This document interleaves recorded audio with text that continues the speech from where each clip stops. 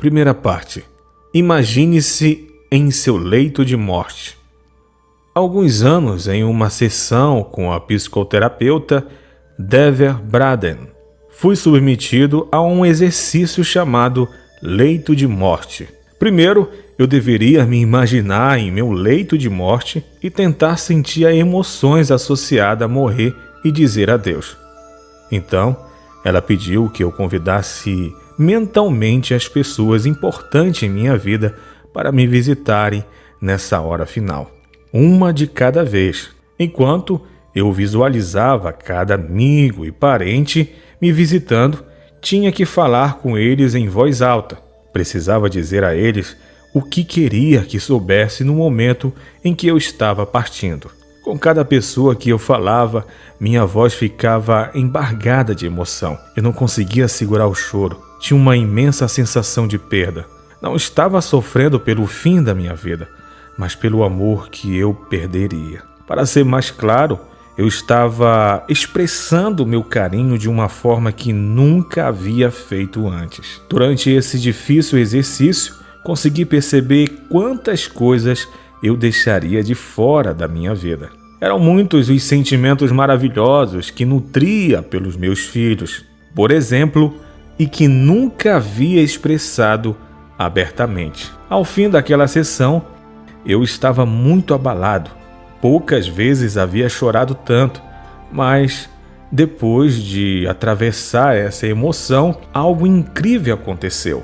Obtive clareza sobre o que era de fato importante e quem significava mais para mim. Naquele dia em diante, jurei jamais deixar nada acaso, nem omitir meus sentimentos. Queria viver a vida como se fosse morrer aquele momento. Aquela experiência alterou por completo a forma como me relaciono com as pessoas. Consegui entender o ponto principal do exercício. Não precisamos esperar até estarmos prestes a morrer para usufruir do benefício da mortalidade. Podemos criar essa experiência a qualquer momento. Alguns anos depois, quando minha mãe vivia nos seus últimos instantes numa cama de hospital em Tucson, eu me apressei para segurar sua mão e lhe dizer, mais uma vez, quanto o amava e era grato por tudo que ela havia sido para mim.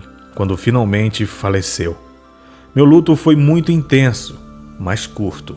Em alguns dias, senti que tudo de bom em minha mãe agora fazia parte de mim e que ela viveria comigo para sempre, como um espírito amoroso. 1 ano e meio antes da morte do meu pai, comecei a lhe mandar cartas e poemas sobre quanto ele havia contribuído para a minha vida.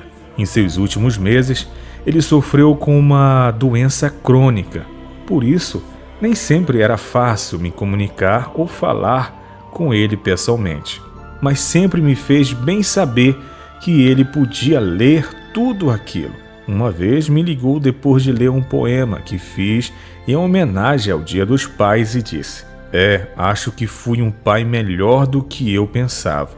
O poema William Black. O poema William Black nos alertou sobre o perigo de manter nossos pensamentos trancados dentro de nós até a morte. Se o pensamento está preso em cavernas, as raízes do amor só aparecerão nas profundezas do inferno. Fingir que não vamos morrer prejudica a forma como aproveitamos a vida. É como se um jogador de basquete, por exemplo, fingisse que não há o fim para a partida que está disputando. Ele iria reduzir sua intensidade, adotar um estilo preguiçoso de jogar e, é claro, acabar nem se divertindo muito. Sem final, não há jogo. Sem a consciência da morte, você não estará totalmente consciente da dádiva de estar vivo.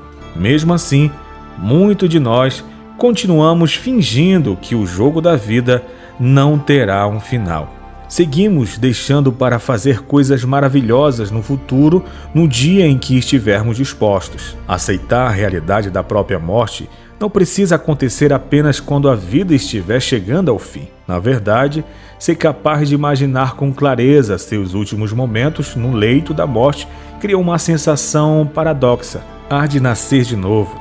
O primeiro passo para a automotivação corajosa. Como disse a escritora Anais Nin, as pessoas que vivem profundamente não têm medo de morrer.